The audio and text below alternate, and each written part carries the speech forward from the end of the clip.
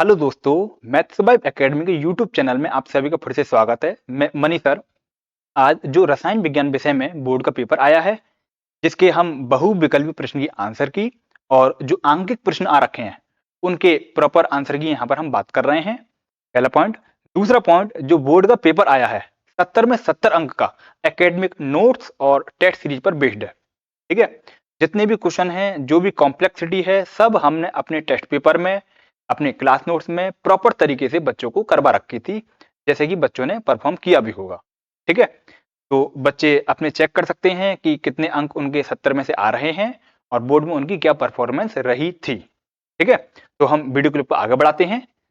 जैसे कि ये जो आपके पास बहुविकल्पी प्रश्न है, प्रश्न संख्या 1 आपसे प्रश्न में पूछा है कि निम्न में से किस बिलियन का क्वथनांक सबसे अधिक होगा। फ्रेंड्स, यहां पर हमने आपको बता रखा था, जिसका वांट ऑफ गुणांक सर्वाधिक होगा उसका क्वथनांक भी ज्यादा होगा। पहले केस में ग्लूकोज के लिए वांट ऑफ गुणांक जो आई का मान है, हम इसको यहां बनाते हैं प्रश्न संख्या 1 का। ठीक है। तो वांट ऑफ गुणांक जो आएगा CaCl2 का सर्वाधिक आएगा। यहां जब आप इसको ब्रेक करेंगे, Ca प्लस का 2 प्लस का 2Cl-1, यहाँ आई का मान निकल कर आएगा 3। तो प्रश्न संख्या 1 का जवाब होगा 1% CaCl2 वाला। ठीक है।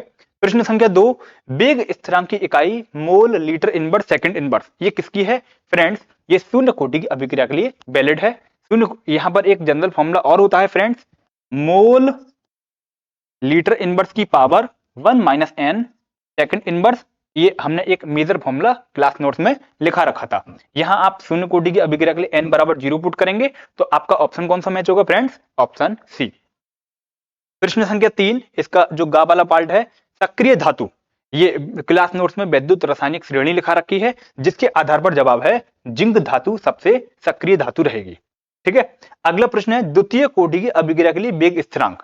फ्रेंड्स, द्वितीय कोटि की अभिक्रिया के लिए यहां आप n का मान 2 पुट करेंगे। इस फॉर्मूले पर बेस्ड दो क्वेश्चन आ गए, एक शून्य कोटि के लिए और एक द्वितीय कोटि के लिए। तो आप n का मान 2 पुट करिएगा तो बनेगा मोल लीटर इनवर्स की पावर 1 - n सेकंड का इनवर्स। n का मान आप यहां पर कुल मिलाकर 2 पुट करेंगे तो आएगा आपके पास मोल लीटर इनवर्स की पावर -1 सेकंड का इनवर्स। आप इसको सिंप्लीफाई करेंगे, मोल इनवर्स लीटर की पावर प्लस का 1 सेकंड का इनवर्स। फ्रेंड्स, कौन सा ऑप्शन मैच होगा, मोल इनवर्स लीटर की पावर प्लस का 1 and second inverse, option D इसका करेक्ट हो गया। ठीक है। मोल इनवर्स लीटर की पावर प्लस 1 सेकंड इनवर्स। तो ये शुरू के 4 प्रश्न। प्रश्न संख्या 5, एल्डिहाइड और कीटोन। फ्रेंड्स, क्लियरली बोल रखा था एल्डिहाइड और कीटोन के लिए हमने 4 परीक्षण लिखा रखे हैं। परीक्षण नंबर 1 टॉलिन अभिकर्मक, फेहलिंग विलयन, सिफ अभिकर्मक, और चौथा आपके पास कीटोन के परीक्षण के लिए या एल्डिहाइड के परीक्षण के लिए यहां पर हमने हेलोफॉर्म टेस्ट की भी बात करी थी, जिसमें मिथाइल कार्बोनिल ग्रुप की यहां पर बात की गई थी। ठीक है। वो तो खैर मिथाइल कार्बोनिल का है, तो इसके लिए कौन सा ऑप्शन होगा, सिफ अभिकर्मक। ठीक है। अगला प्रश्न है, ये फ्रेंड्स, ये एक सबसे फेमस अभिक्रिया किस सेल में होती है, ये जवाब है ईंधन सेल। क्या होगा फ्रेंड्स, ईंधन सेल। अगला प्रश्न है प्रश्न संख्या 2 का पार्ट, फिनॉल से पिक्रिक एसिड। फ्रेंड्स, फेमस अभिक्रिया जो वेरी वेरी इंपॉर्टेंट मार्क करा रखी थी, क्या फिनॉल कंपाउंड, रिंग कंपाउंड, ऊपर OH, जब आप इस पर HNO3 नाइट्रिक अम्ल की अभिक्रिया कंसंट्रेटेड माध्यम में कराते हैं, गर्म करते हैं, तो फ्रेंड्स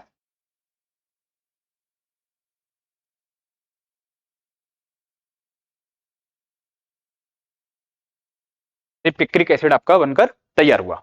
ठीक है। अगला है बेंजोक्विनोन। फ्रेंड्स, ये फेमस अभिक्रिया, रिंग कंपाउंड, ऊपर OH, जब आप इस पर TrO3 ऑक्सीकरण कराते हैं तो आपके पास ये बेंजोक्विनोन बनता है। दूसरी अभिक्रिया मैंने यहां पर Na2CrO4 की भी करा रखी थी। दोनों में से कोई भी एक मेथड के थ्रू आप यहां पर बेंजोक्विनोन प्राप्त कर सकते थे। तो इसकी फेमस अभिक्रिया रही इटाल्ड अभिक्रिया। फ्रेंड्स, इटाल्ड अभिक्रिया में मैंने बता रखा था, टॉलिन कंपाउंड की जब CrO2 Cl2 से अभिक्रिया कराते हैं तो बेंजल्डिहाइड बनता है, तो ये आपकी इटाल्ड अभिक्रिया। गाटरमैन कोच अभिक्रिया, गाटरमैन कोच अभिक्रिया में यहां पर बेंजीन डाइएजोनियम क्लोराइड की अभिक्रिया अगर आप कराते हैं कार्बन मोनोऑक्साइड के साथ में, ओके, तो ये गाटरमैन कोच अभिक्रिया में जो 2 अभिक्रिया पॉसिबल है, यहां पर गाटरमैन कोच दो अभिक्रिया पॉसिबल है। मैंने दो प्रकार से अभिक्रिया करा रखी हैं, आप दोनों में से कोई भी एक कर सकते हैं, यहां पर आपका सही जवाब माना जाएगा। ठीक है, पहली अभिक्रिया ये है रिंग कंपाउंड, जिसमें आप कार्बन मोनोऑक्साइड की अभिक्रिया कराते हैं गर्म करने पर, ये आपका बेंजल्डिहाइड बनेगा CHO, ये भी गाटरमैन कोच के अंदर काउंट होती है। दूसरा जो बेंजीन डाइएजोनियम क्लोराइड की अभिक्रिया है, अगर आप इसकी अभिक्रिया CuCN के साथ कराते हैं या कॉपर ऑब्लिक HCl, मैं लिखकर दिखा देता हूं। रिंग कंपाउंड N2+Cl-, अगर आप इसकी अभिक्रिया कॉपर के साथ HCl की प्रेजेंस में कराते हैं तो आपका यहां पर क्लोरोबेंजीन और नाइट्रोजन गैस आपकी रिलीज होती है। ठीक है, यह भी गाटरमैन कोच अभिक्रिया का एग्जाम्पल है। ठीक, अगला अभिक्रिया यहां अगर आपसे पूछा जाए तो आप इसको प्रेफर कर सकते हैं, दोनों में से कोई भी एक, ये भी सही है ये भी सही है, बुकों में दोनों दे रखी हैं। ठीक है, अगला है ये अभिक्रिया संभव है या नहीं है, तो हम कह सकते हैं यहां पर जो जिंक का आपके पास नाइट्रेट विलयन है, इसकी जो क्रियाशीलता है अधिक है सिल्वर के मुकाबले, तो ये अभिक्रिया तब फीजिबल होगी, तब संभव होगी जब AgNO3 का विलयन होता जिंक के साथ इसकी आप अभिक्रिया कराते या क्रिया कराते। ठीक है, तो इस केस में अभिक्रिया संभव नहीं होगी। क्यों? क्योंकि सिल्वर की क्रियाशीलता जिंक नाइट्रेट के मुकाबले कम है, इस वजह से। ठीक है, अगला लेंथेनाइट आकुंचन, famous question, very very important class notes में मार्क करा रखा था हमने, और इसके जो परिणाम थे, पहला था जिरकोनियम और हाफनियम का सेम साइज, दूसरा लेंथेनाइट तत्वों को आप पहचान में जो मुश्किल आती है, जो दुर्लभता आती है, उसके आधार पर आप इसको बता सकते हैं, तीसरा ऑक्सीकरण अवस्था। ठीक है, यहाँ पे ये आपका अगला पार्ट है इसका। प्रथम कोटि की अभिक्रिया के लिए फ्रेंड्स, प्रथम कोटि के लिए अर्ध आयुकाल के लिए संबंध यहां पर बता रखा था मैंने, T½ बराबर 0.693/K, फ्रेंड्स मात्रक सेकंड का इनवर्स। प्रथम कोटि के लिए अर्ध आयुकाल के लिए संबंध 0.693/K मात्रक सेकंड का इनवर्स। ये रेस्पेक्टिव मान आपको इसमें पुट करना है और आपका जवाब निकल आएगा। ठीक है, अगला प्रश्न, अष्टफलकीय क्रिस्टलीय क्षेत्र के लिए डी ऑर्बिटल का ये विपाटन। फ्रेंड्स जो डी ऑर्बिटल होती है, एक बार ऑब्जर्व करिएगा, ये हमारे पास डी ऑर्बिटल है जिसके अंदर 5 सब ब्लॉक होते हैं, जिसके famous name DXY, DYZ, DZX, DX²Y² and DZ², ये नेम है। ठीक है, जब हम इसका अष्टफलकीय विपाटन करेंगे तो ये दो पार्ट में आपका ब्रेक होगा। ये अष्टफलकीय का मतलब होता है अष्टफलकीय, जिसमें 3 सब कक्षाएं, सब ऑर्बिटल्स आपके नीचे, जिसको हम बोलते हैं फ्रेंड्स T2G, और ऊपर वाली 2 कक्षाएं जिसको बोलते हैं EG। इसके नेम DXY, थोड़ा और क्लियर लिखते हैं, DXY, DYZ, DZX, DX²Y² and DZ², ये आपका बना EG, ये लोअर एनर्जी है, हायर एनर्जी। तो ये आपको यहां पर विपाटन करके दिखाना था, क्लास नोट्स में प्रॉपर बनवा रखा था। ठीक है, इसके आगे ये यौगिक दे रखा है, क्वथनांक, ये आपके पास KF यानी कि फ्रीजिंग पॉइंट का क्वेश्चन है, हिमांक में अपनमन। फ्रेंड्स डायरेक्ट फॉर्मूले का क्वेश्चन था, इस पैटर्न के क्वेश्चन क्लास नोट्स में सब करा रखे हैं। क्या था फॉर्मूला फ्रेंड्स? डेल्टा TF बराबर I into KF into M। अगर आयनिक विलय है तो I का मान आप बॉन्ड गुणांक के आधार पर निकालेंगे, अन्यथा I इक्वल टू 1। ठीक है, तो इस पूरे प्रश्न में अगर आप ऑब्जर्व करेंगे तो यहां पर आप वैल्यू को लगाएंगे, लगाते हैं हम। यौगिक का अणुभार डेल्टा TF, प्रश्न में फ्रेंड्स क्या दिया है, हिमांक में अपनमन दे रखा, अपनमन निकालेंगे तो डेल्टा TF बराबर, मान को निकालते हैं हम, TF0 माइनस का TF0 का 0 डिग्री सेंटीग्रेड शुद्ध जल का, माइनस TF प्रश्न में गिवन है माइनस का 0.201 यहां डिग्री सेंटीग्रेड, माइनस से माइनस कटा, डेल्टा TF का मान आया 0.201 डिग्री सेंटीग्रेड, ये आया फ्रेंड्स डेल्टा TF का मान। और प्रश्न में अगर आप ऑब्जर्व करेंगे, ये आपके पास दे रखा है विलय का दिया हुआ भार, ये आपके पास जल का भार। ठीक है, विलय और विलायक का दिया हुआ भार यहां पर दे रखा है। फ्रेंड्स फॉर्मूला लगा, ये हमारे पास कुल मिलाकर निकल कर आया, इसको हम यहां पर ऑब्जर्व करते हैं, जो अभी हमने कैलकुलेट करा, डेल्टा TF बराबर 0.201 डिग्री सेंटीग्रेड। ठीक है, इसको हम यहां पर डिलीट करते हैं, डेल्टा टीएफ का मान 0.201 बराबर आई। यहाँ पर कोई भी विलय के बारे में जानकारी नहीं है तो आप वांटप गुणांक को 1 लगाएंगे। के एफ प्रश्न में गिवन है 1.86 इंटू मोललता, विलय के मोल बटे विलायक का भार किलोग्राम में। विलय के मोल का सूत्र दिया हुआ भार बटे अणु भार, आप इसको एम मानेंगे, अपॉन विलायक का भार 25 ग्राम में बदलना है इसको किलोग्राम में, 1000 का भाग। सॉल्व करेंगे 0.201 बराबर 1.86 इंटू, सॉल्व करेंगे 0.32 upon M into 1000 upon 25। M आपका जो डिवाइड में है, ये यहां पर मल्टीप्लाई एंड ये वाला डिवाइड, तो एम का मान कितना आया 1.86 into 0.32 into 1000 upon 0.201 into 25। Friends यहां पर हम वीडियो क्लिप को ज्यादा लंबा नहीं करेंगे तो हम अपने कैलकुलेटर के थ्रू इसको सॉल्व करके बता सकते हैं, नहीं तो हम सिंपली मल्टीप्लाई करेंगे 25 चौका 100 40 बार, कैसे करके आप टोटल इसकी मल्टीप्लाई करेंगे, जवाब आएगा। मैं अपने कैलकुलेटर के थ्रू इसको यूज करके बताता हूं, ठीक है। मोबाइल फोन में मैंने कैलकुलेटर को ओपन किया और इस कैलकुलेटर में 1.86 multiply with 0.32 multiply 40,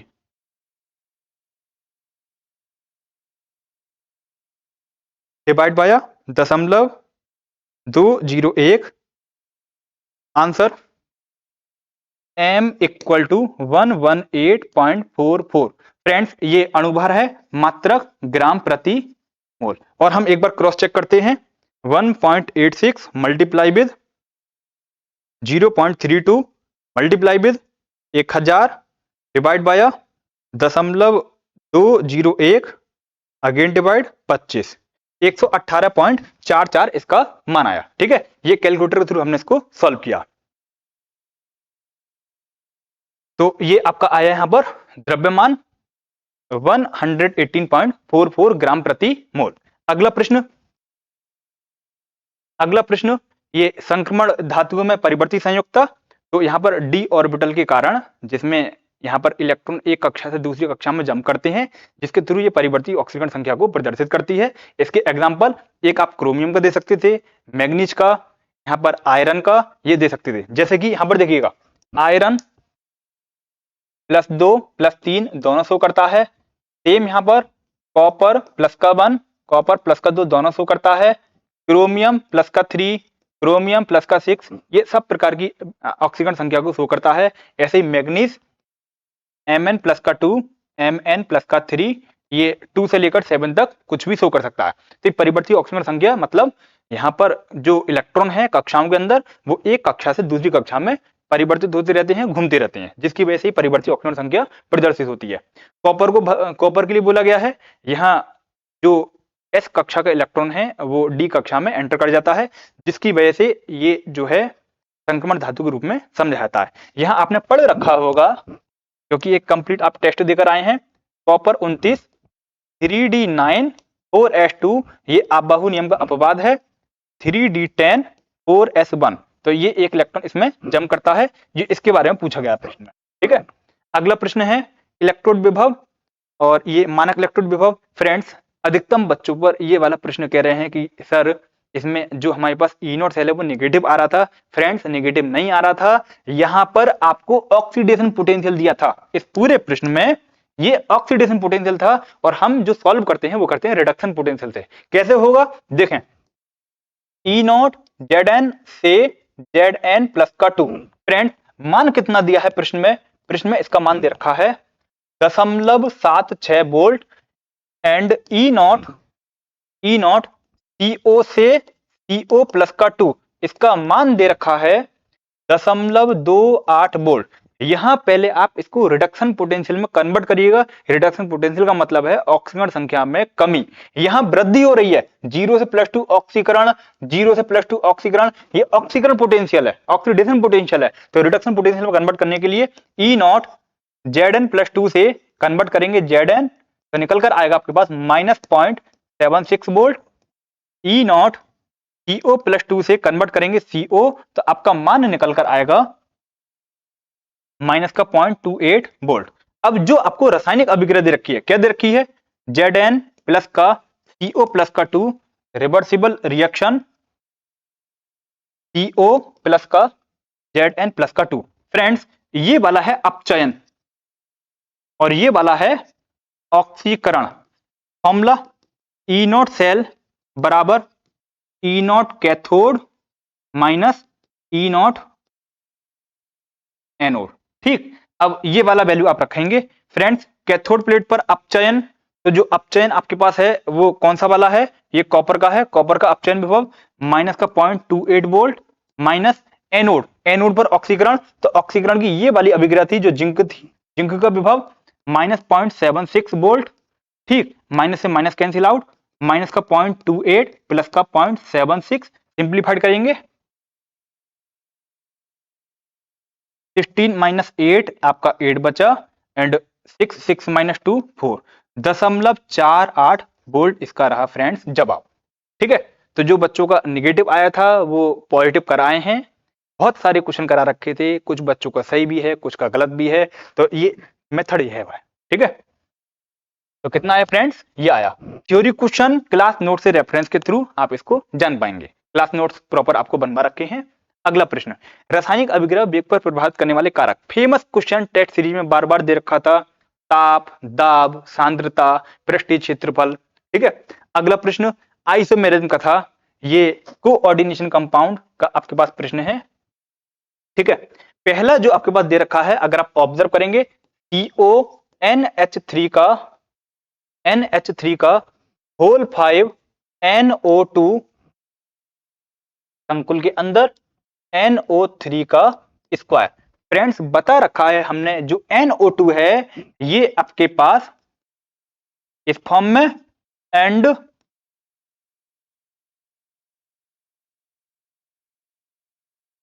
O single bond and double bond O। ठीक है, तो कौन सा बनेगा ये क्या बनेगा फ्रेंड्स, लिंकेज आइसोमेरिज्म। ठीक है, बंधनी समावयवता, दो प्रकार से बंधन संभव है, तो बंधनी समावयवता। दूसरा ये आपको दे रखा है उपसह संयोजन समावयवता, ये इसका एग्जांपल है ये वाला। ठीक है, CrNH3 का होल 6 पहले संकुल में, दूसरे संकुल में CO आपका CN का होल 6, ये आपके पास है उपसह संयोग समावयवता कोऑर्डिनेशन आइसोमेरिज्म का एग्जांपल था। तीसरा ये आपको दे रखा है, ये ज्यामिति त्रिविम समावयवता का एग्जांपल था, ये MA2B4 का एग्जांपल है, तो ये ज्यामिति त्रिविम समावयवता का एग्जांपल था। ठीक है, ये ऑप्टिकल आइसोमेरिज्म था, ये ज्योमेट्रिकल आइसोमेरिज्म के एग्जांपल थे। ठीक, आगे देखते हैं फ्रेंड्स, न्यूक्लिक अम्ल क्लास नोट्स में बनवा रखा है, बार बार इंपोर्टेंट मार्क करा रखा है, 3 अंकों में प्रश्न आ रखा है। ठीक है, अगला प्रश्न ग्लूकोज की चक्रीय संरचना, ग्लूकोज की चक्रीय संरचना नोट्स में मार्क करा रखा है, जिसमें कार्बन एटम से एक बंध जो है नीचे से कनेक्ट होता है OH ग्रुप के थ्रू। ठीक है, तो इसको चक्रीय यौगिक बोला गया। कुछ फ्रेंड्स जो हैं, कुछ दोस्त जो हैं इसमें जो है सिंपल स्ट्रक्चर बनाए हैं, नंबर मिल जाएंगे उनको। ठीक है, अगला है इसमें ब्रोमीन जल, फेमस अभिक्रिया, जब हम यहां पर glucose glucose CHO single bond CHOH का होल 4 सिंगल बॉन्ड CH2OH नवजात ऑक्सीजन Br2 जल से अभिक्रिया कराकर गर्म करते हैं, तो ग्लूकोज का जब आप ऑक्सीकरण कराते हैं मंद ऑक्सीकारक ब्रोमीन जल, तो क्या बनता है फ्रेंड्स, ग्लूकोनिक अम्ल, ग्लूकोनिक अम्ल बनता है, तो ये बन गया ग्लूकोनिक अम्ल। दूसरा फेमस अभिक्रिया, फिर यहां हाइड्रोक्सिल अमीन यानी कि NH2OH से कराना है, गर्म करा, क्या बनेगा, ग्लूकोज ऑक्सिम। क्या बनेगा फ्रेंड्स, ग्लूकोज ऑक्सिम। अभिक्रिया कैसे कंडक्ट हुई है, थोड़ा शॉर्टकट में बताते हैं, C double bond O single bond H और नीचे आपका प्रॉपर कनेक्शन प्लस का NH2OH में H2NOH, इसका H2 इसका O, क्या बाहर हुआ फ्रेंड्स, ये आपका C इधर H double bond NOH CHOH का होल 4 CH2OH, ग्लूकोज ऑक्सिम। नीचे स्ट्रक्चर सेम है। ठीक है, CHOH का whole 4 single bond CH proper bond बनाते हैं CH2OH। ठीक है, टेस्ट सीरीज में बार बार इस टाइप के क्वेश्चन हमने दे रखे थे, बच्चों का अच्छा हुआ होगा पेपर, उम्मीद है हमें। ठीक है, अगला क्रोमियम +3 बार बार बता रखा था कि क्रोमियम और कॉपर आप बाहु के नियम के अपवाद हैं, पेपर में बार बार आते हैं। क्रोमियम 24 क्या लिखा होगा आपने 3s2, मैंने शॉर्टकट में लिख रहा हूं ताकि आपको प्रॉपर चेकिंग करनी पड़े। ठीक है, वीडियो इतना बड़ा मैंने नहीं बनाया है जिसमें हम प्रॉपर सॉल्यूशन की आपसे बात कर रहे हैं। ठीक है, शॉर्टकट फॉर्म में मैंने वीडियो क्लिप को यहां पर बना रखा है 3s2p6d4, 4s2। तो हाफ फील्ड स्टेबिलिटी यानी अर्धपूरित विन्यास के कारण ये s कक्षा का इलेक्ट्रॉन इसमें जंप करेगा 3s2p6d5, 4s1। ये क्रोमियम स्टार आप बाहु नियम के अपवाद द्वारा। ठीक है, अब यहां पर हमें बनाना Cr+ का 3 क्या बनेगा, बाहरी कक्षा से 3 इलेक्ट्रॉन खत्म, एक ये गया 2 ये गए, 3d3 इसका बन जाएगा जवाब। ठीक है, ये प्रश्न में बनाना था। अगला है कॉपर। कॉपर ये आपका आप बाहु नियम का अगेन अपवाद है, जैसे कि अभी मैंने पहले बताया था स्टार्टिंग में। तो कॉपर 29 3s2p6d9 4s2 आप बाहु नियम से आता है, किंतु पूर्ण पूरित विन्यास के कारण ये अपवाद है। तो कॉपर 29 का निकलकर आता है 3s2p6d10, 4s1। ये इसका करेक्ट जवाब है दोनों। ठीक है, अगले प्रश्न की तरफ को मूव करते हैं। अगला प्रश्न है यहां पर प्राथमिक द्वितीयक तृतीयक अमीनों की पहचान करने की विधि का वर्णन। तो प्राथमिक द्वितीयक तृतीयक पहचान करने की मैंने यहां पर 3 विधि बता रखी हैं। नंबर 1 हिंसनबर्ग टेस्ट, दूसरा कार्बिल अमीन टेस्ट, और एक और मैंने बता रखी है यहां पर। ठीक है, तो इन तीनों विधि में से कोई भी एक विधि आप यहां पर आसानी से लिख सकती हैं। अगला यहां पर प्राथमिक द्वितीयक और तृतीयक अमीन का वर्गीकरण इसमें पूछा गया है। ठीक है, यहां देखिए C6H5NH single bond CH3, nitrogen atom से कितने कार्बन एटम कनेक्टेड हैं, 2 डिग्री एमाइन। अगला प्रश्न में दे रखा है CH3 सिंगल बॉन्ड CH2 का होल ट्वाइस NH2। ठीक है, यही प्रश्न है, इसका अगर आप स्ट्रक्चर बनाएंगे बनेगा CH3 CH2 CH2 NH2, ये 1 डिग्री एमाइन का एग्जांपल है। और लास्ट वाला CH3 CH2 का whole twice N and CH3। Friends, nitrogen atom से एक मिथाइल ग्रुप कनेक्टेड है, एक ये आपका इथाइल ग्रुप इधर कनेक्टेड, और एक इथाइल ग्रुप ये नीचे कनेक्टेड। होल ट्वाइस है ना, तो स्ट्रक्चर को मैंने ओपन करा। नाइट्रो एटम से कितने एल्काइल ग्रुप कनेक्ट हैं, 3, ये बनेगा 3 डिग्री। तो पहला 2 डिग्री 1 डिग्री एंड 3 डिग्री, ये थी इसकी पहचान।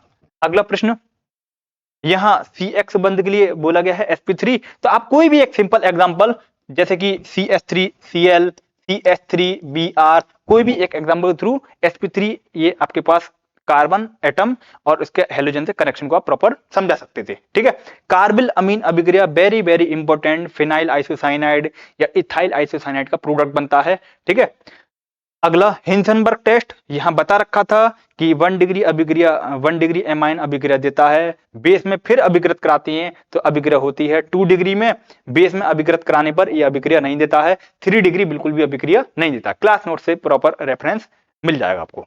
ठीक है, अगला प्रश्न, ये एल्किल हैलाइड बनाने की 2 विधि मैंने 5 विधि क्लास नोट्स में करा रखी हैं, तो एल्किल हैलाइड आप यहां पर बना सकते हैं। ठीक है, जिसमें आप यहां पर मुख्य अभिक्रिया कौन कौन सी है, जैसे देखिएगा अल्कोहल की PCl5 से, PCl3 से, यहां पर HCl से और समथिंग, ये हेलोजन आपके पास एसिड के फॉर्म में यहां पर करा रखी है, बहुत सारी मल्टीपल रिएक्शंस करा रखी हैं। ठीक है, अगर आप और अभिक्रिया कराएंगे तो यहां पर देखने को मिल जाएगा। प्रश्न में कितनी पूछी है, 2, हमने 5 7 अभिक्रिया टेस्ट पेपर में और नोट्स में करवा रखी थी। ठीक है, समीकरण दीजिए, और ये नाभिक रागी प्रतिस्थापन अभिक्रिया SN1 SN2 में से कोई भी एक, विलोपन अभिक्रिया, अल्फा विलोपन बीटा विलोपन सब करा रखे हैं आपको। ठीक है, क्लोरोबेंजीन के क्लोरीनीकरण, क्लोरीनीकरण मतलब देखिए ये टेस्ट पेपर में मैंने same to same question 5 number दे रखा था। ये क्लोरोबेंजीन क्लोरीनीकरण में मैं इसके 3 पार्ट कर देता हूं।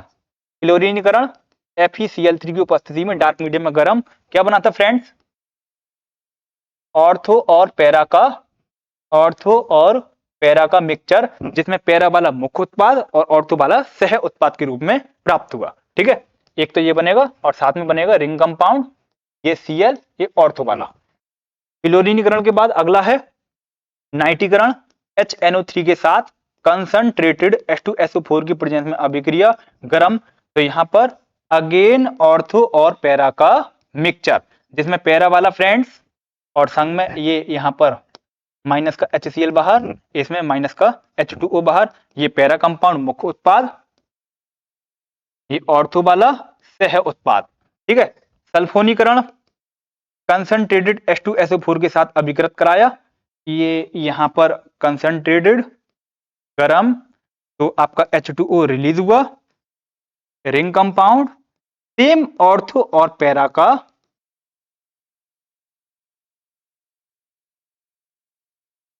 ये मुख्य, ये मेजर, ये वाला माइनर। ठीक है, करा रखा था। अगला प्रश्न, फ्रीडल क्राफ्ट अभिक्रिया।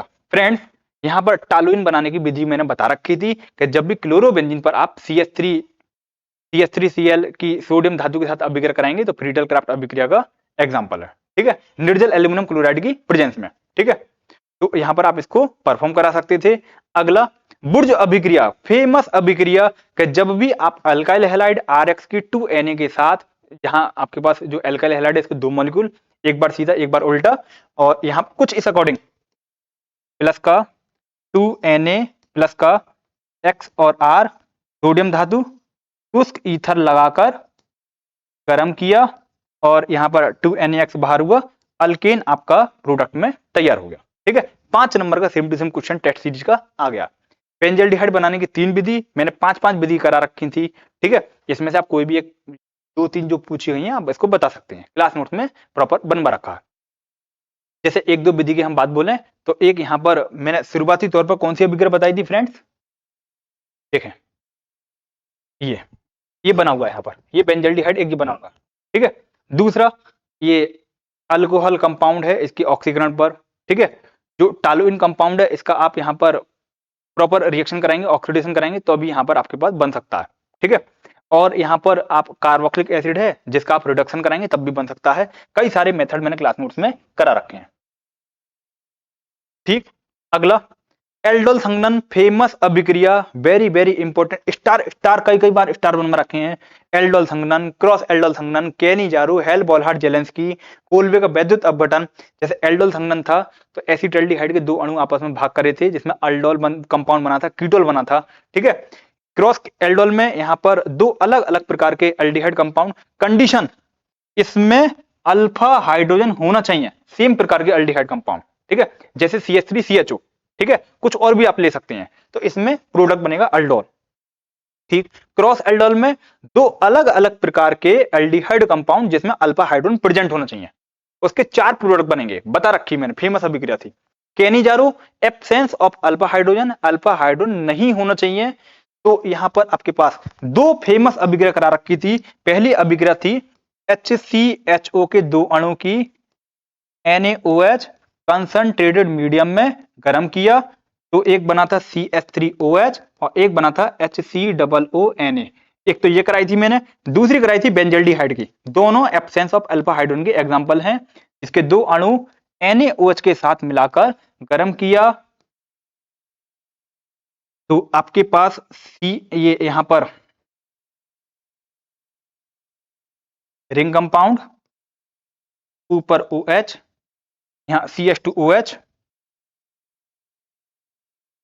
प्लस, और संग में एक बनेगा आपके पास कंपाउंड, यहां पर एक अल्कोहल का कंपाउंड बना और दूसरा बनेगा यहां पर बसा अम्ल का सोडियम लवण का एग्जाम्पल बनेगा। ठीक है, हेल बोलहार्ड जेलेंस्की बता रखा था कि एसिटिक एसिड, एक बार देखें, CH3COOH। ठीक है, इसकी अभिक्रिया हम क्लोरीन के साथ लाल फास्फोरस की उपस्थिति में गर्म कराते हैं, तो ये 3 स्टेप में अभिक्रिया वर्क करते करते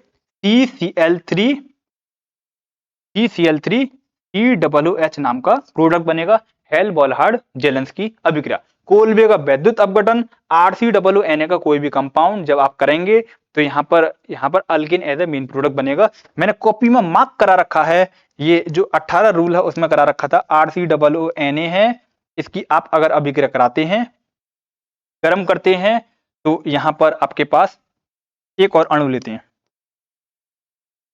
ठीक है, कराकर आप इसको गर्म करते हैं जल की उपस्थिति में, तो आपका यहां पर अल्किन कंपाउंड बनता है, 2H बनेगा। देखें अभिक्रिया कैसे हुई मैं इसको बताता हूं। ये CO2 दोनों रिलीज हुई, CO2 2 CO2 गैस रिलीज हुई। ठीक है, ये आर कंपाउंड के साथ जुड़ा मुक्त मूलक मैकेनिज्म है पूरी। तो आपका प्रोडक्ट क्या बनेगा, R H plus R H, ठीक है, प्लस का ये Na इसका OH, जो H और OH है इस फॉर्म में, इसका Na इसका OH, 2NaOH फॉर्म में आपका रिलीज हुआ, तो मुख्य उत्पाद क्या बना, अल्केन, ये आपका प्राप्त हुआ, ठीक है। तो यहां पर ये पूरा भाग खत्म हुआ। इसके बाद ये अभिक्रिया 4 उदाहरण द्वारा देकर समझाई एलऑक्सी ग्रुप, ठीक है। क्लास नोट्स का जो क्वेश्चन है, इससे बेहतर क्वेश्चन बच्चों ने और किया है। फिनॉल बनाने की 2 विधियां मैंने 6 से 7 अभिक्रिया करा रखी थी, जिसमें बच्चों ने 2 आसानी से कर ली। मैंने बच्चों से पूछा तो एक उन्होंने डाईएजिनम साल्ट की अभिक्रिया कराई है, H2O वार्म मीडियम में यानी गर्म करने पर आपका फिनॉल बना है। दूसरा मेथड बच्चों ने बताया कि सर हमने जो है यहाँ पर जो फिनॉल बनाया है, ये जो सोडियम फिनॉक्साइड है उसका अगर आप यहाँ पर करेंगे तो बन जाएगा, ठीक है। और कई सारे मेथड हैं, जैसे कि मैंने बता रखा है क्लोरोबेंजीन की NaOH से कराएंगे तब भी बनता है, ठीक है, एक स्पेसिफाइड एब्सोल्यूट टेम्परेचर पर, ठीक है। और भी अभिक्रिया हैं जिसमें हम यहाँ पर बना सकते हैं, ठीक है। इसके आगे 2 अभिक्रिया ऐसी जिसमें फिनॉल के अम्लीय गुण प्रदर्शित होती हैं। फ्रेंड्स, ये जो फिनॉल कंपाउंड है, रिंग कंपाउंड, ऊपर OH, अम्ल होता क्या है, जो H आयन है, ठीक है। तो हमें ऐसी अभिक्रिया करानी थी जिसमें H एटम टूटे, H आयन मिले, तो ये अम्लीय प्रकृति का एग्जाम्पल है। जैसे बच्चों ने बताया कि सर हमने तो एक तो करा था NaOH के साथ, इसका H इसका OH, H2O बाहर हुआ, बोले H मुक्त हो गया, बन गया अम्लीय प्रकृति का, ठीक है। तो ये आपका कंपाउंड बना सोडियम फिनॉक्साइड, बिल्कुल सही था। दूसरा एक बच्चे ने बताया कि सर हमने एक ये वाली अभिक्रिया करी, मैंने कहा गुड, रिंग कंपाउंड, ऊपर OH, और इसकी अभिक्रिया करा दी मैंने एसिटिल क्लोराइड से, गर्म कर दिया, इसका H इसका Cl, बोले H मुक्त हो गया। अगर कोई भी कंपाउंड H आयन देता है तो अम्लीय है, बिल्कुल सही है, बिल्कुल। इसका H इसका Cl, HCl बाहर हुआ, कंपाउंड क्या बनेगा, रिंग OC++OCH3, एस्टर कंपाउंड देखने को मिल पा रहा है, ठीक है। अगला यहां पर फिनॉल की अम्लीय तुलना क्लास नोट्स में करा रखा है। अगला मोलल अवनमन स्थिरांक परिभाषा लिखा रखी है, मैं दोनों आंकिक प्रश्नों को यहाँ पर सॉल्व करा देता हूं ताकि आप इसको प्रॉपर जान पाए। फ्रेंड्स, कैलकुलेशन वाला पार्ट, क्योंकि वीडियो क्लिप मुझे बड़ी नहीं बनानी है इसलिए मैं कैलकुलेटर का यूज करूंगा, ठीक है, लेकिन पेपर में कैलकुलेटर यूज नहीं होता है, ठीक है। तो यहाँ पर हम प्रश्न को देखें, 48 ग्राम इथाइलिन ग्लाइकोल दे रखा है, को 600 ग्राम जल में यहाँ पर घुला गया है, विलय की मात्रा 48 ग्राम, विलय कौन, इथाइलिन ग्लाइकोल, प्रश्न में सूत्र C2H6O2, ठीक है। तो हम यहाँ पर गिवन डाटा बनाते हैं, विलय की मात्रा, दी हुई मात्रा कितना, 48 ग्राम, विलय का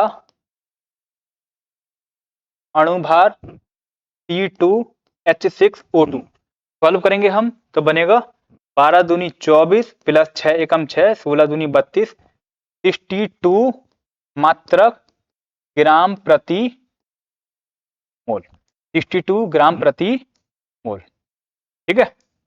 ये इसका आया पूरा। इसके आगे विलायक की मात्रा 600 ग्राम जल,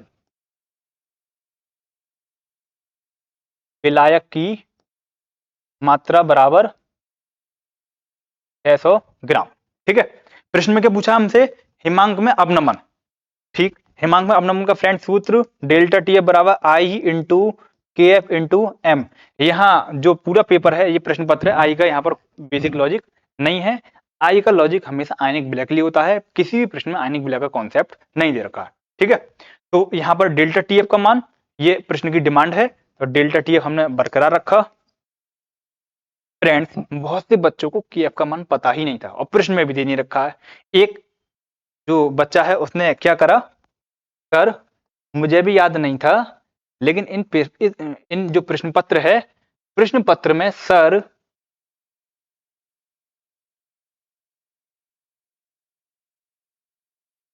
ये वाला प्रश्न था, सर देखिए यहां दे रखा है, तो उस बच्चे ने क्या करा, के एफ का मान यहां से निकाल लिया, ठीक है। वैसे आपको पता होना चाहिए था, अगर आपको नहीं पता था तब प्रश्न पत्र में ऑलरेडी दे रखा है के एफ बराबर 1.86 मात्रक डिग्री सेंटीग्रेड एंड समथिंग, ठीक है, किलोग्राम मोल इनवर्स पूरा लगा रखा है इनटू एम। एम मतलब मोललता। सूत्र विलय के मोलों की संख्या बटे विलायक का भार किलोग्राम में। फ्रेंड्स इससे रिलेटेड मैंने कम से कम 50 वीडियो चैप्टर नंबर 1 की मैंने बनाकर डाल रखी है। जिस बच्चे ने हमारे यूट्यूब चैनल के वीडियो क्लिप देख रखे होंगे उसके लिए बड़ा सिंपल क्वेश्चन था ये, ठीक है। तो यहां पर हम लगाएंगे दिया हुआ भार बटे अणु भार अपॉन विलायक का भार, वो भी चाहिए किलोग्राम में, तो 1000 का भाग। सॉल्व करेंगे 1.86 इंटू 48 अपॉन 62 गुणा 1000 अपॉन 600। फ्रेंड्स वीडियो क्लिप बड़ा नहीं हो तो हम यहां पर कैलकुलेटर का यूज करते हैं, ठीक है। तो हमने ये यहां पर कैलकुलेटर को ओपन कर रखा है, ठीक है, जिसमें हम डाटा को पुट करते हैं। 1.86 multiply 48 multiply 1000 divide by 62 divide by 600। Value आई 2.4। चेक कर सकते हैं what is the value. Value is 2.4, ठीक है। तो यहां पर आया डेल्टा टीएफ का मान 2.4। फ्रेंड्स मात्रक, ये पूरा मात्रक चल रहा है डिग्री सेंटीग्रेड में, तो मात्रक आएगा डिग्री सेंटीग्रेड डेल्टा टीएफ। यहां आपको केएफ का वैल्यू मेंशन करना पड़ेगा, ठीक है। जिस बच्चे ने डेल्टा टीएफ डिग्री सेंटीग्रेड में लिया है तो आप प्रॉपर आंसर के साथ यहां पर मात्रक लिखेंगे। किसी बच्चे ने अगर केल्विन में लिया है तो केल्विन के अनुसार 273.15 के अकॉर्डिंग आप इसकी कैलकुलेशन को करेंगे, ठीक है। अब यहां पर हमें निकालना है ये हिमांक की गणना। तो हिमांक की गणना के लिए डेल्टा टीएफ अभी अभी ये पहला आंसर आया, answer number 1 TF not minus का टीएफ बराबर 2.4 डिग्री सेंटीग्रेड। इसका मान शुद्ध अवस्था में हिमांक 0 डिग्री सेंटीग्रेड। ये खत्म हो गया तो टीएफ निकल कर आया माइनस का 2.4 डिग्री सेंटीग्रेड। तो ये रहा इसका आंसर नंबर 2। 5 अंक का प्रश्न है जिसमें 1 नंबर की परिभाषा और 4 नंबर का अंकित प्रश्न कर लिया होगा आपने, ठीक है। लास्ट प्रश्न ये और करते हैं, ठीक है। मोललता, विलय के मोलों की संख्या बटे विलायक का भार किलोग्राम में मोललता, ठीक है। मोल प्रभाज 2 प्रकार से परिभाषित था। विलय के लिए अलग था कि एक्स विलय बराबर एन विलय अपॉन एन विलय प्लस एन विलायक एंड एक्स विलायक बराबर एन विलायक अपॉन एन विलायक प्लस एन विलय, ठीक है। ये जो मूल प्रभाज है इसके आधार पर प्रश्न क्या है, ये C2H6O2 के 20% जलीय विलयन। फ्रेंड्स 20% जलीय विलयन का मतलब है, अगर हम यहां पर बात करें, ठीक है, हम इसका वजन के अनुसार ले लेते हैं 20 ग्राम अपॉन 100 ग्राम। परसेंटेज का मतलब अपॉन में 100। फ्रेंड्स ये बनेगा विलय और ये बनेगा बिलियन।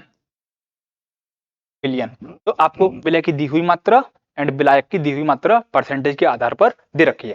तो हम यहां पर 2 लाइन लिखेंगे, विलय की दी हुई मात्रा बराबर 20 ग्राम, विलायक की दी हुई मात्रा बराबर 100 ग्राम। आपको मालूम है विलय और विलायक के मिलने से क्या प्राप्त होता है, बिलियन। तो हम यहां पर विलायक, ये मिस्टेक हो गई है, ये विलायक नहीं है फ्रेंड्स, बिलियन, यहां बिलियन मार्क है, ठीक है। तो बनेगा विलायक की दी हुई मात्रा, तो बिलियन जो कि 100 ग्राम है, इसमें से विलय घटाया तो 100 माइनस 20 बराबर 80 ग्राम। तो हमसे मोल प्रभाज पूछे गए हैं, ये लिखा हुआ है मोल, ये मिस्टेक है, प्रमाण नहीं प्रभाज वर्ड है, ठीक है। तो क्या निकालेंगे, एक्स विलय, जैसे कि मैंने अभी आपको सूत्र बताया, एन विलय अपॉन एन विलय प्लस एन विलायक। वैल्यू पुट करते हैं मोल, दिया हुआ भार बटे अणु भार। फ्रेंड्स यहां जो दिया हुआ भार है, ओके, विलय क्या दे रखा है फ्रेंड्स, इथाइलिन ग्लाइकॉल। अभी अभी हमने ऊपर भी इसका सूत्र ये निकाला था वैल्यू, ये ऊपर क्वेश्चन में मेंशन था 62 ग्राम प्रति मोल, ये मात्रक मिट गया है ग्राम प्रति मोल, ठीक है।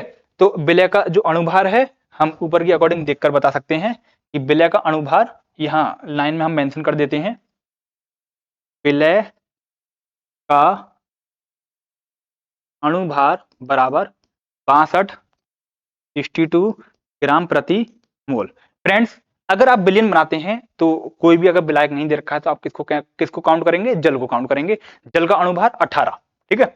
तो n विलय, विलय का दिया हुआ भार 20 अपॉन विलय का अणुभार 62 upon same 20 upon 62 plus, solve करेंगे इसे। n विलायक, विलायक दे रखा है 80 ग्राम और जल के केस में 18। फ्रेंड्स कैलकुलेटर के थ्रू हम इसको सॉल्व करते हैं।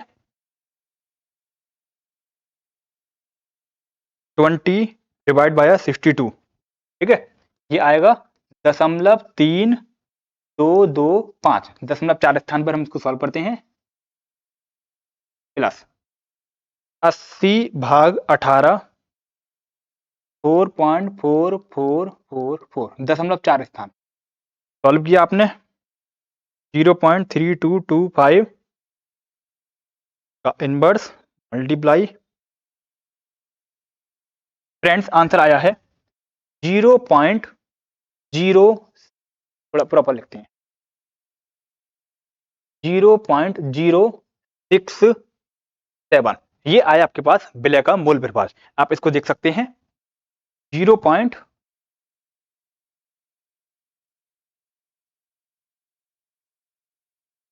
ठीक है, 0.067।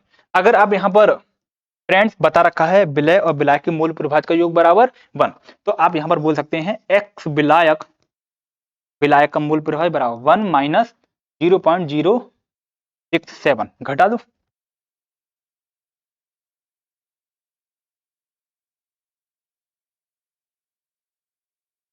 सात में से 10 में 3 गया, ये 3, 9 में 6 गया 3, 9 पॉइंट समथिंग। मात्रक, मूल प्रभाज का कोई भी मात्रक नहीं होता है। मैं पूर्ण रूप से उम्मीद कर पा रहा हूं आपको प्रॉपर सॉल्यूशन समझ में आ गया होगा। तो आप यहाँ पर हमारे ऑनलाइन ऑफलाइन दोनों बैचेस में आप यहाँ पर कनेक्ट हो सकते हैं, यूट्यूब पर कनेक्ट हो सकते हैं। वीडियो देखने के लिए बहुत बहुत धन्यवाद। Thank you so much.